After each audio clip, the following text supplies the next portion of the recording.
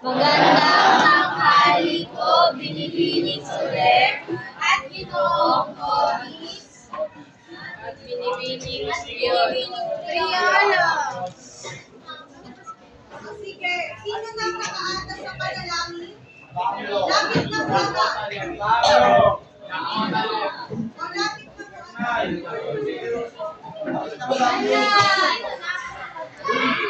Sige na. Sino na po ang susunod? Pakinig ka po. Ikaw ulit? Pangalan ng Ama. Salamat po sa pagkakalaw ng bagong araw na ito. Napuno ng pagkakataon ng biyaya. Hinihiling po namin ang inyong kailangan at kanina habang nagpupunta kami sa amin araw-araw po lahat. Palakasin ninyo po ang aming determinasyon na maging mas mabuting mag-aaral at magiging kasama sa aming kapwa. Aming Ama, nagpapasalamat kayo sa lahat ng mga pagpapalang gabay na inyong ibigay sa amin. Pangalan ni Jesus. Amen. Kaya po na po. Magka-choir na. Muli, magandang tanghali sa inyo lahat. So, nakaraan o kahapon, makita ko, kahapon ay tinalakay ko ang patungkol sa uri, anyo at bahagi ng talumpati. Ngayon, una sa nakaraang talakayan, paano naiiba ang talumpati sa iba pang salaysay? Sa tingin nyo, paano naiiba ang talumpati sa iba pang uri ng salaysay? Meron po ba nakakaalam? Ano po ba ang talumpati? Naalala ka ba? Talumpati ano? Ano po? Fish. English mo lang. Ano pa? Ano ang talumpati? Rosa? Pagbibigay ng mensahe sa harap ng madla. So, ibig sabihin, ang talumpati daw ay isang akdang pampanitikan na binibigkas, sinasalita sa maraming tao. At ang salaysay naman, ito yung pasulat o sinusulat mo ang isang talumpati. So, naiintindihan? Naiintindihan po ba? Sumunod, katulad ng binanggit ko ay tinalakay pang uri ng talumpati. May nakakaalala pa ba? Kung anong uri ng talumpati, sige nga, magbigay ng isa. Ilan yun? Ani. Ano yun? Ano yun? Panghihikayat. Panghihikayat. Ano pa? Ano pa? Ikaw. Nagpapaliwanag? Nagpapakilala?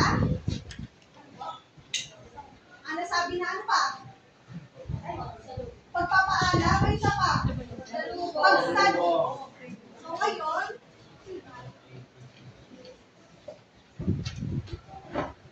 ayan, tatalakayin natin ang patungkol sa pamamahayag, balita at editorial. So bago yan ay magpapalaro muna ako. Ayan.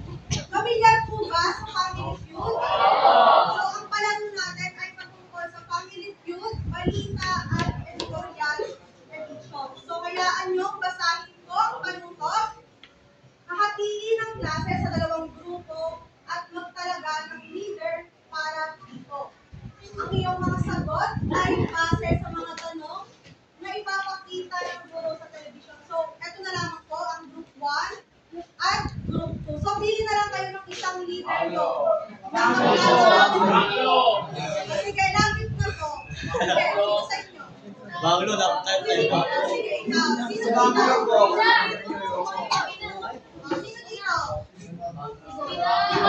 Sino dito? Saan tayo? Dito kayo sa luna.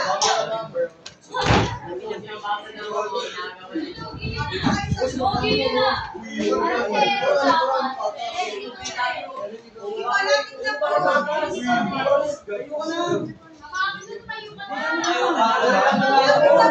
Bago tayo na.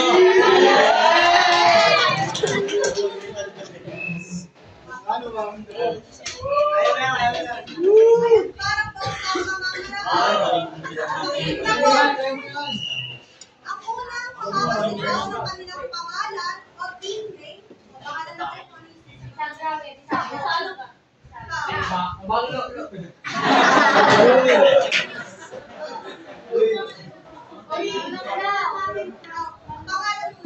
Sino?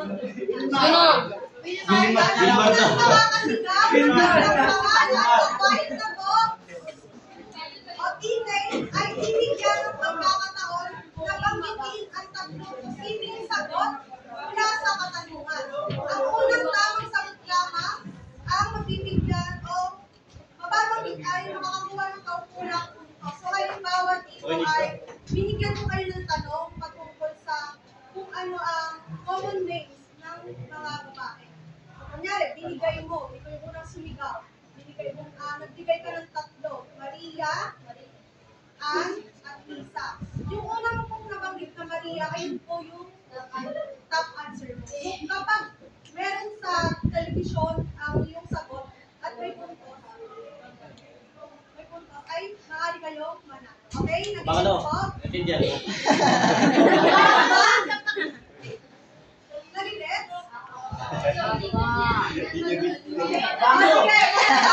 Kung wala sa nabanggit ang nakasagot, ang kabilang grupo ay may pagkakataon na sumagot at tayo.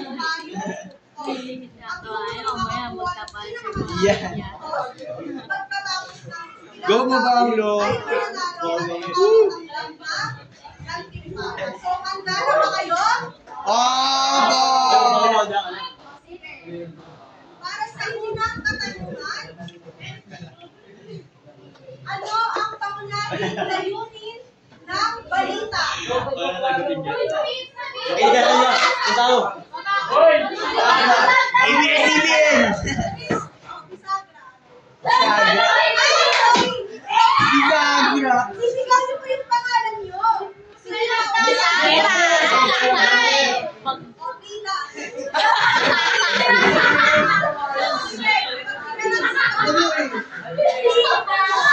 Magbigay ka ng tatlong posibleng sagot kung ano yung pangunahing layunin ng balita.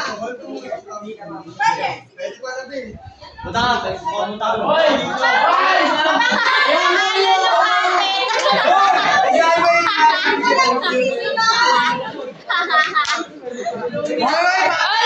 Mamaya ka na, tanga! O, sige, nauna na siya. O, bigay na. Sige, oh. O, ano pa? Ano daw? Sige.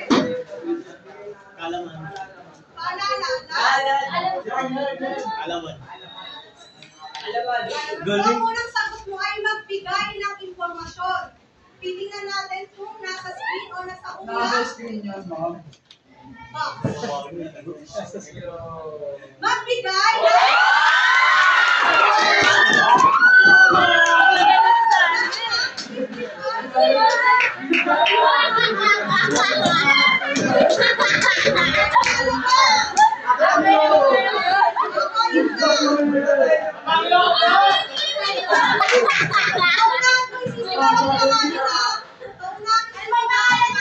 Pida daw. Pida. Para sa pangalawa,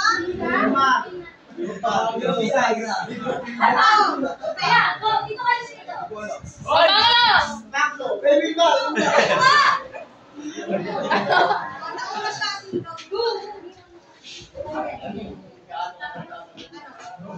Totoo, tapat, at updated.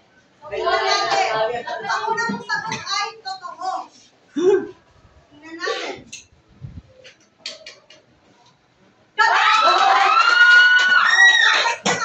May tip na dito. May tip na dito. Next. Meron pa yan lang. Kapag ano, ikaw yung pangalan nyo. Ikaw ang agad.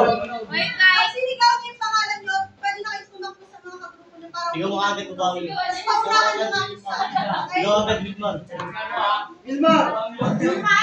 Sabay-sabay.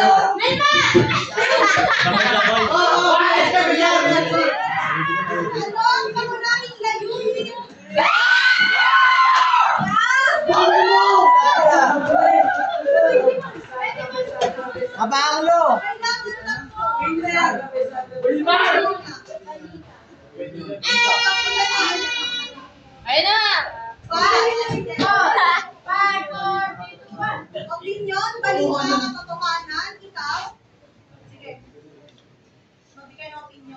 sasagot ako. Una siya ha, opinion daw.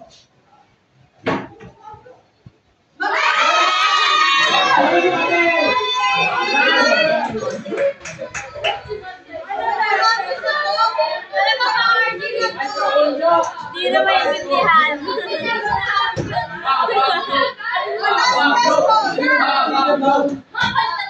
Last question. Sigaw agad, sigaw agad. Sagra! Pinyo!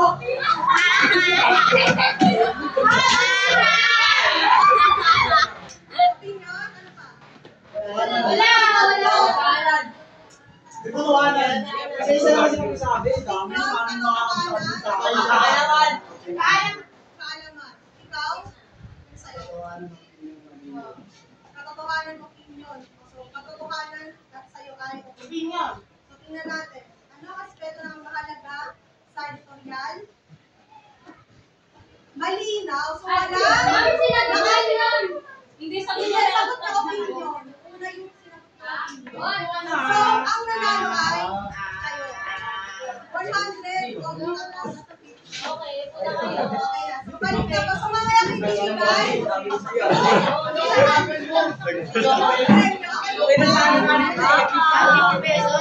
Sige, tahimik na po. Maupo na. Galing mo ba ako? Galing.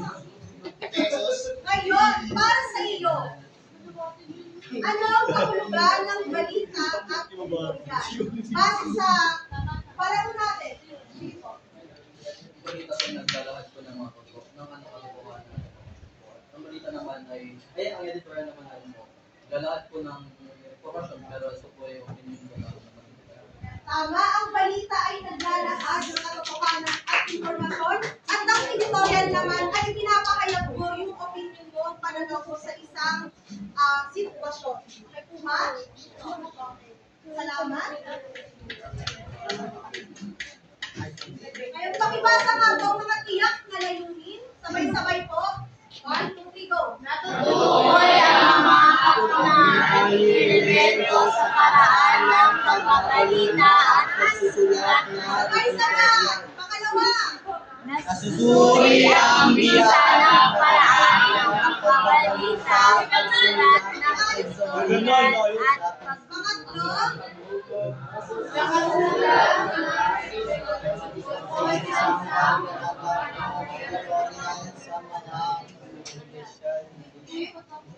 Ngayon ay tumako na tayo sa ating talakayan. So, ang balita daw ay isang uri ng pamamahayag na nagsasaad ng mga informasyon patungkol sa mga pangyayari sa loob at labas ng bansa. So, nabanggit kanina, ang pangalan ulit?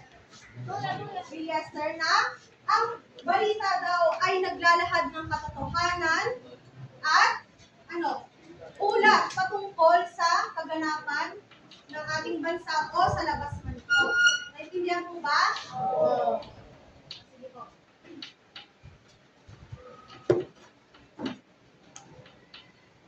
Next, sabi dito, di tulad daw ng editorial, ang balita ay tuwiran ang paglalahad ng mga detalye. Ibig sabihin, hindi pa sikot-sikot ang mga impormasyon na binibitawan sa isang balita. So, straight to the point, kung ano yung nakita mo o narinig mo sa isang, halimbawa sa isang event, ayun lamang yung gagawan mo ng balita o ng impormasyon. Okay po ba? Naintindihan? Okay. So, sabi dito, merong sinusunod na pagsulat ang isang balita. Ito daw ay ang inverted pyramid. Pamilyar po ba dito? Opo. So, inverted pyramid. So, alamin natin kung ano ang inverted pyramid. So, sa inverted pyramid, ito daw yung mula sa pinakataas, ayan daw yung mga pinakamahalagang detalye ng isang balita. Sumunod dito yung mga karagdagang detalye. So, ibig sabihin, sa una daw, dito nakapaloob yung pamilyar ka sa WS H, ang what, when, what, when, where,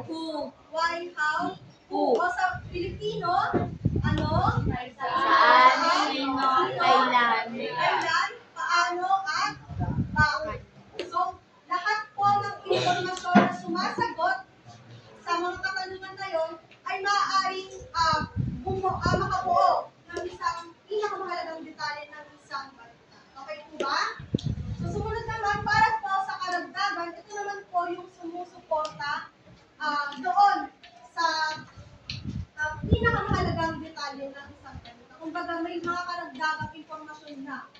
Naintindihan? Opo. Ayan, sabi dito, ang isang balita daw ay maaaring napapakinggan natin, nababasa natin, napapanood. Maaaring ito ay nasa telebisyon, sa radyo, o sa social media. Siyempre, alam naman natin na sobrang mausbong na ang teknolohiya sa buong mundo o sa pandaigdigan. Kaya, nagiging daan na rin ito para makapag-share ng mga impormasyon o mga balita.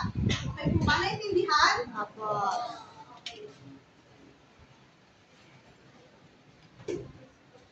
May dalawang bahagi daw ang isang balita. So, ang una ay ang pamatnubay. Ito yung kanina yung sinasabi ko.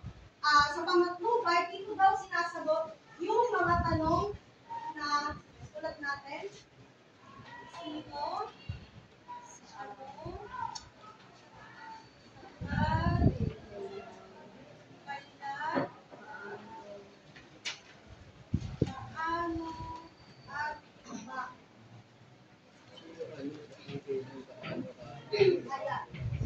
Ayan, halimbawa, isang binatilyo ang nasawi matapos atakihin ng isang malaking buwaya sa isla ng Siargao kahapon ng hapon. So, kung tatanungin natin, sino kaya yung inatake?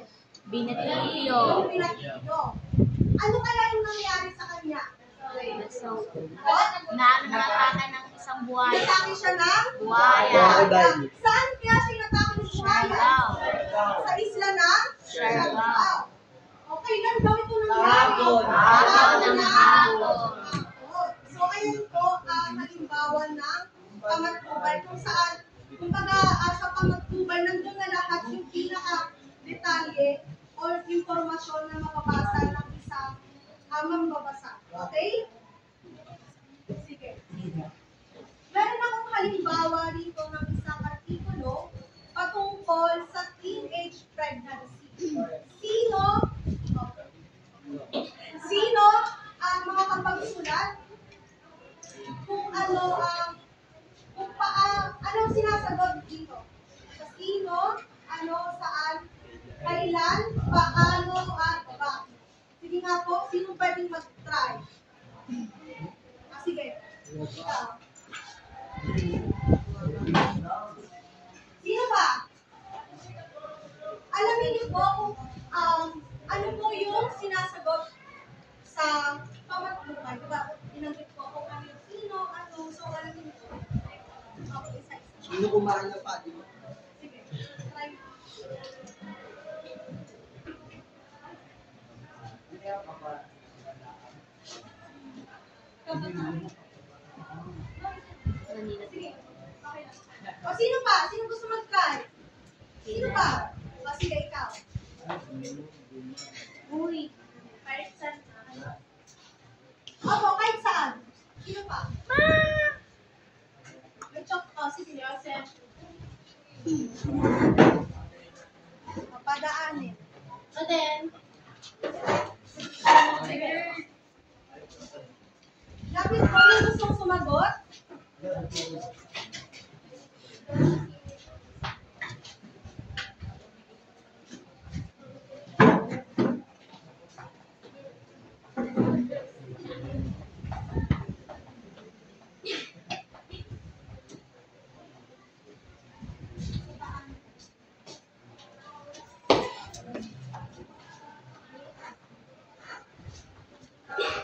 meron pa ba? Ugutin mo.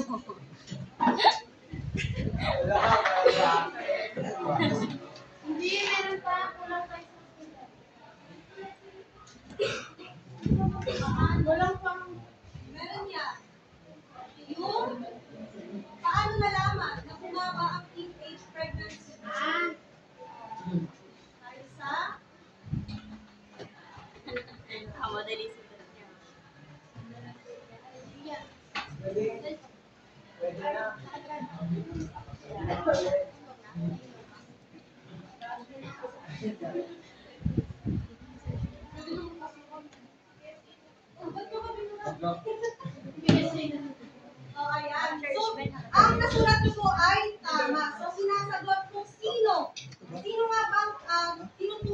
artikulo na to. So, sinulat niya ay ang mga kabataang Pinay o mga babae. Sumunod, ano ang dahilan? So, bumaba daw ang teenage pregnancy. Okay? So, saan? Sa Manila, Philippines o sa Pilipinas. Kailan? Noong 2002, yan, mula 2017. Paano? Kaya sinulat niya dahil sa datos ng PSA. Okay, ayan po. Ganyan po kung paano tukuyin ang isang pamatubay sa isang balita. Naintindihan po ba? Naintindihan po ba? Opo. Mga dapat tandaan sa pag-uulat ng isang balita. So, sinasabi dito na kailangan daw malinaw yung pagsasalita at pagbigkas ng iyong mga salita. So, siyempre, pamilyar naman kayo sa mga nagre-report. Diba? Sige nga magbigay kung sino yung mga sikat na reporter sa Pilipinas. Mike Enriquez, Mel Chanco, Cara David, sino ba? Jessica Sophia. Kung mapapansin, tahimik na po, lahat po ng mga naging kasagutan nyo, lahat po ng naging kasagutan nyo po ay tama. So, kung mapapansin, di ba, yung kanilang pagsasalita, kung paano sila magpahayag ng impormasyon ay napakalinaw. Di ba, parang hindi talaga nabubulol, no? Sobrang malinaw ang kanilang pagbigkas. Sumunod, mahalaga rin ang sariling estilo ng isang reporter o tagapagmula. So, sinasabi na ang mga reporter ay may kanya-kanyang style kung paano nila ibabato sa mga kanilang tagapakinig, tagapanood ang isang balita. Naintindihan mo ba? Sumunod, ang isang tagapag-ulat daw ay dapat nagtataglay ng kumpiyansa at malawak na kaalaman sa kanyang balita. Sa tingin niyo bakit? Bakit kaya dapat ang isang tagapag-ulat ay nagtataglay ng confidence? Sige nga po. Sa pagbabalita, marami pong tao na nanonood. Yung mga sa audience na po kaya kailangan nyo ng mga. And kung hindi ka po kasi confident sa sarili mo, mararamdaman po yun ng mga nanonood. Tama, no? Kung hindi ka confident sa sarili mo, mararamdaman yun ng mga audience mo. So, kung confidence ka sa pagpapahayag mo ng balita, so ibig sabihin, naaral mo yung binigay sa iyong balita. Alam mo kung paano siya ibigay sa iyong mga tagapanood, tagapakinig o tagabasa. So, maraming salamat. Sumunod naman ay kinakailangan daw na sa pag-uulat ng balita, ang tagapagbalita ay tapat at walang paninindigan. So, pamilyar ba sa mga ano tawag dito? Yung mga sinasabi sa balita? Sige na, magbigay ng halimbawa. Sa 24 oras, ano yung kanilang quotation? Sige tayo. Walang kinikilingan, walang pinaprotektahan. So, kung ano lamang ang kanilang, sige, tahimik na po. Kung ano lamang po ang kanilang na-research o napagtunang pansin sa isang particular na issue, ayun lamang po yung ibabahagi nila sa kanilang tagapakinig o tagapanood. Nabigets po ba?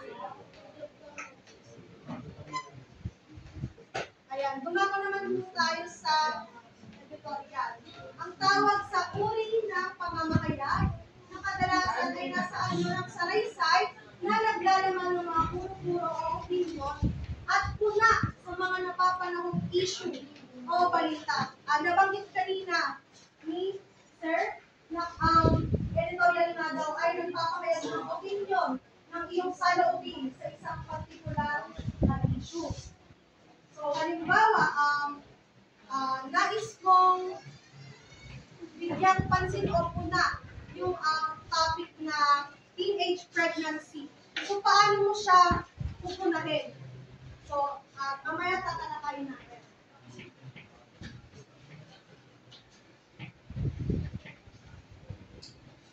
So, sinasabi din na sa editorial, ito rin ay nagpapahayag o nakakapaglibang sa mga yung sa mga magbabasa. Okay? Ayan, iba't ibang uri ng editorial. So, nandito yung editorial na nagbabati. Sino pang pwedeng magbasa? Basa po. Sige, ikaw po. Tayo. Yes, so editorial na nagpapabati. Ilalayo nito kung sige ng tungkol sa isang mahalagang upang mabigyan ng mahalagang. So, ibig sabihin, sa editorial daw na nagpapabati, nais mong ipaalam sa mga magbabasa mo kung ano na nga ba yung issue na meron sa isang, halimbawa sa isang bansa. Kunyari, ang topic mo ay teenage pregnancy. So, paano mo ipapabati sa mga mambabasa mo ang topic na teenage pregnancy? Sa tingin nyo, paano yung papaalam? Ano po? So, halimbawa,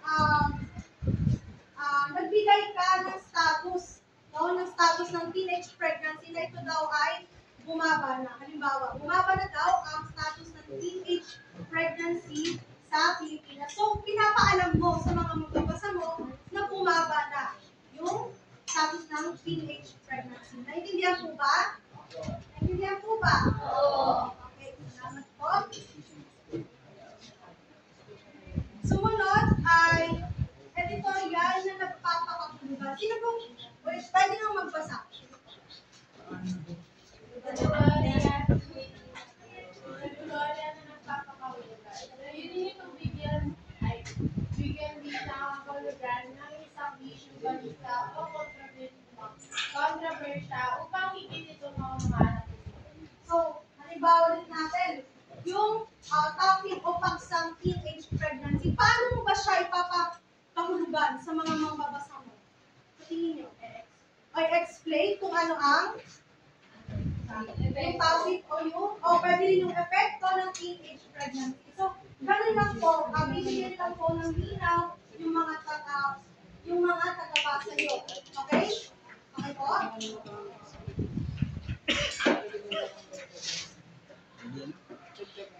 Next po ay editorial na pumupuna. So, sino po ulit ang pwedeng magbasa? Sige po. Ibigay din ito ang mga pagkukulang maling gawain o isyo na kailangan tutuwid sa lipunan. So, ibig sabihin, pinupuna mo yung isang issue. Halimbawa ulit natin yung teenage pregnancy para mas mabawasan natin. Paano mo ba pupunahin ang topic na teenage pregnancy sa Pilipinas? Sa tingin nyo? Paano niya siya susulatin? Paano niya siya pupunahin? May ideya po ba? May ideya po ba? So, sige. Halimbawa, sa mga programa ng reproductive health, diba? Parang may mga programa sila patungkol sa mga edukasyong pang-sexual. Pero, nababaliwala naman to kasi hindi masyado natumuto ng pansin yung edukasyong sexual. So, napupuna. So, parang nababaliwala yung mga programa. Naintindihan po ba? Naintindihan po ba? Oo.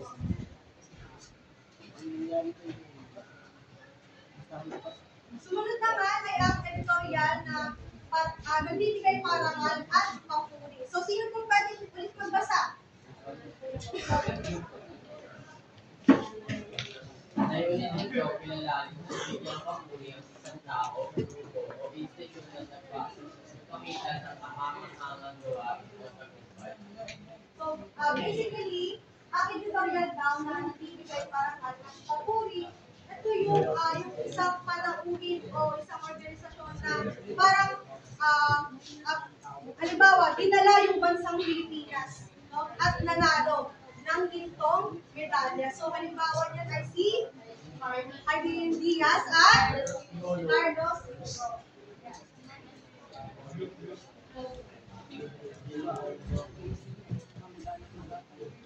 Next, ang editorial naman na nagpapahalaga sa isang natatanging okasyon. O, sige, pakibasa po. Tignan ulit. Sige po.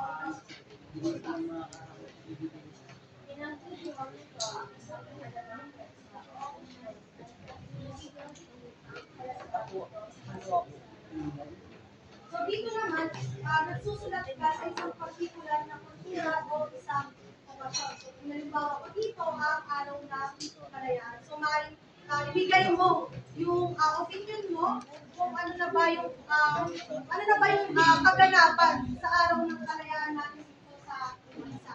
Napapahalagan pa ba siya? O ano? So next, editorial na nanlilibaw. Pakibasa ko.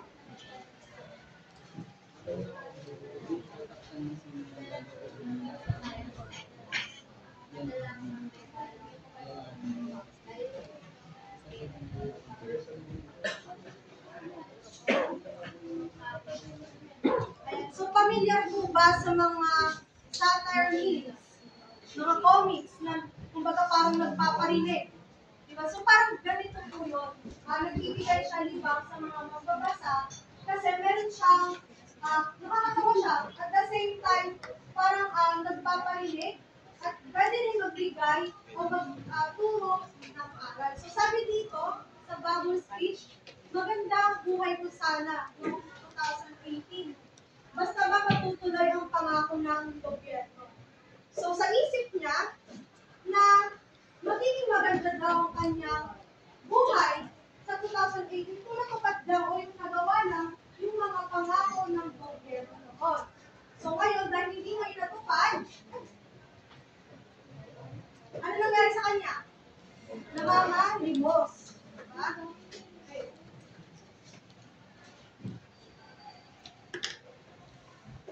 And para po sa pangkatang gawain, magbabahagi po ako ng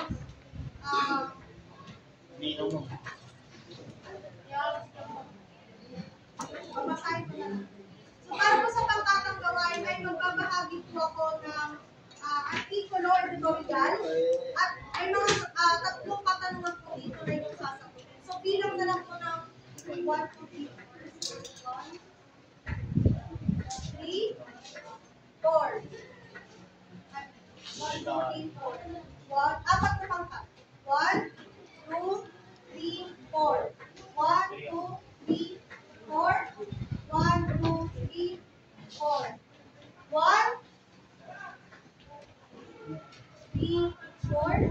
1, 3, 4. 1, 2, 3. Makinig po. 4. 1, 2, 3, 4. Pakigising po. May pangatang gawain. Pakilala mo siya. 1, 2, 3, 4, 1. O sige, rapid na po sa akin ng number 1. Sige po, rapid na po.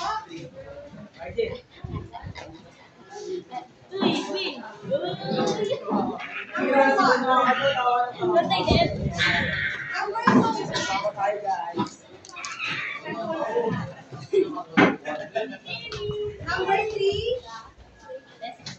Bilis yung ka. Pakilala Teka. mo. Nasa pangkat. Ano 3 ah?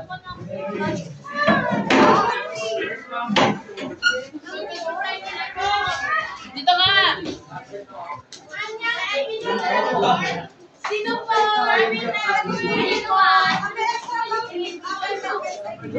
Ano? Tremos. Sino pa?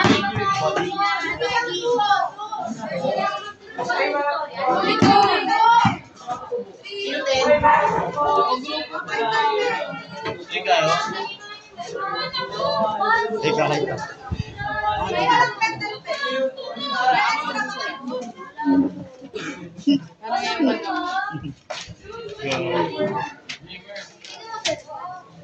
Parang Sagot na naman po ako nalagay.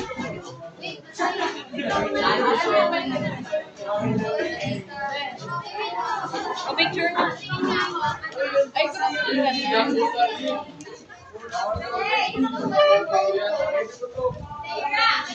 Ano?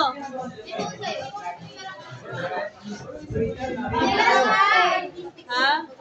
Pangatlo. Klase! Grade 10, makinig muna. Ano po yun? Yung bawat grupo, isulat po sa 1/4 at ipasok sa katingin na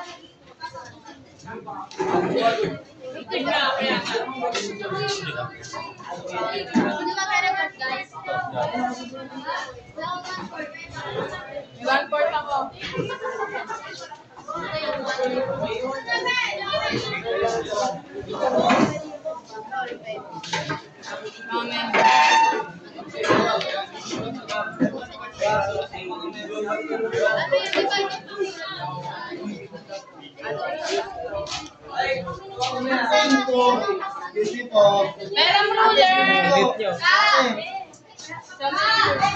Pita merong ruler. Meron ako.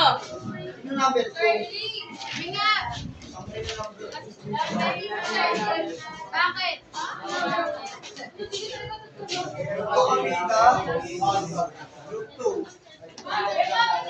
para po sa pamantayan,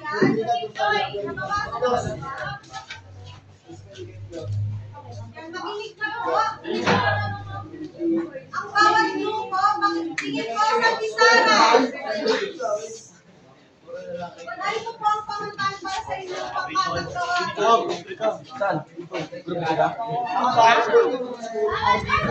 Ano ay sinasabi ka?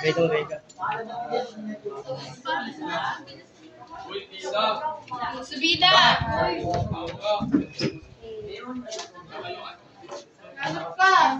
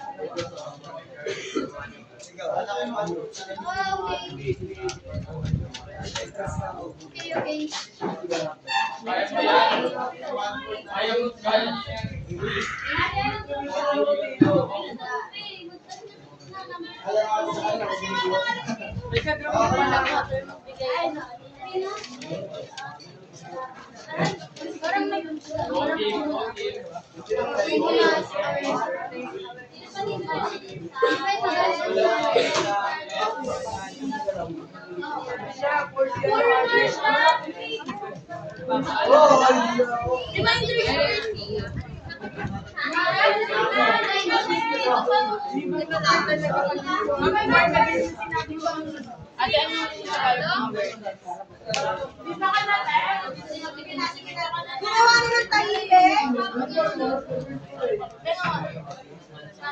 Ginawa niyo ng tahimik. Pabasa po yan mamaya ha. Mamaya? Uwian.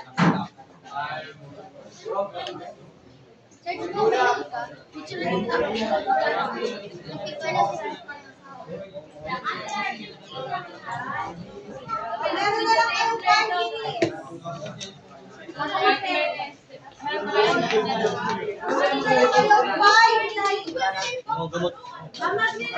Hindi pa ipapasa lang.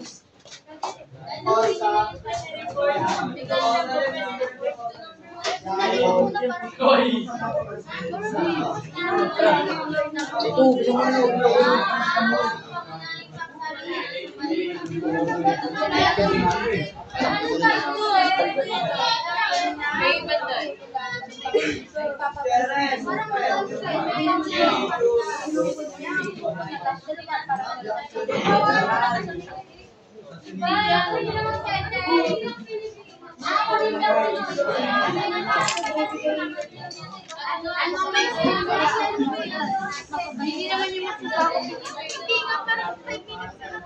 Hindi ko alam mo. Paano yung question dito, ma'am? Sana kasalukuyan ano. Ha? Yung paksa. Yung paksa niya yung kasalukuyan. na nakalated sa corruption. Nahirapan yung Pwede na daw po sa grade. May number 3 walang number 1. Ano nga ulit yung number 1 about sa...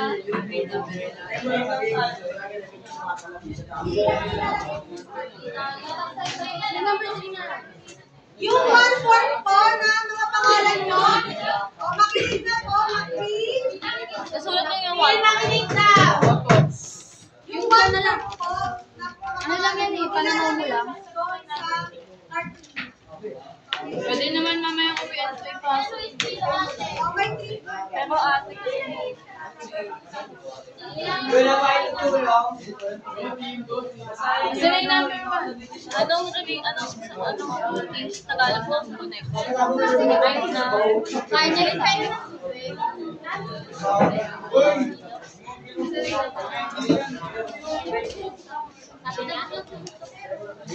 Ano lang ginagawa yung paano niya na ipaano niya. Alam mo yung objective.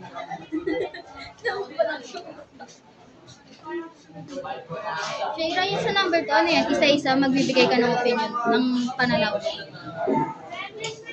Ito. Baka na yung number 3. One na.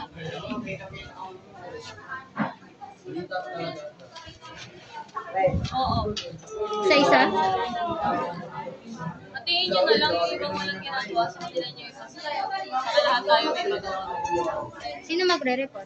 Hindi na may ralo. Ay, sila na bibigay lang? Yes.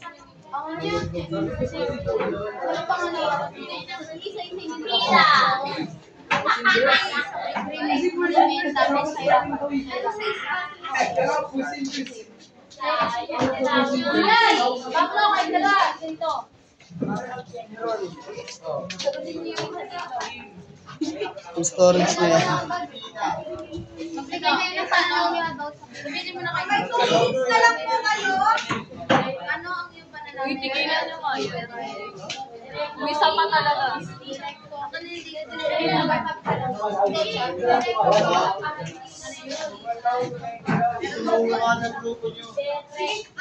makinig, balik lang po sa upuan. Mamaya nyo na lang po. Ikaw, balik lang po. Sagutan nyo na ako. Papasok po yan mamaya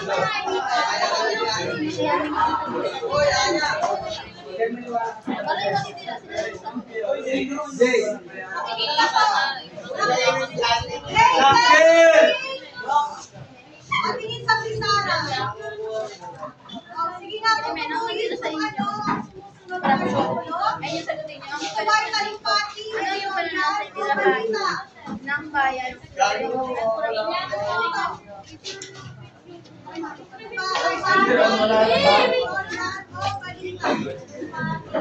Talumpati ba?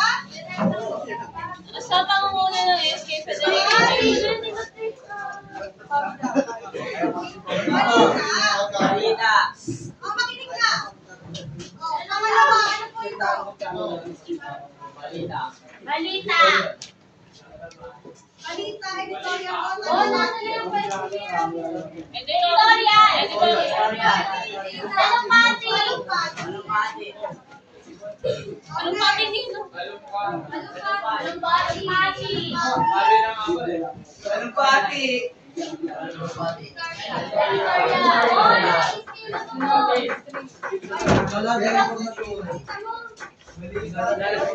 Dito, ate. O basa. Pangalan na po, grade 10 na quiz. Paalam po, teacher. Soviet at Ginoong Soviet. Maraming salamat po.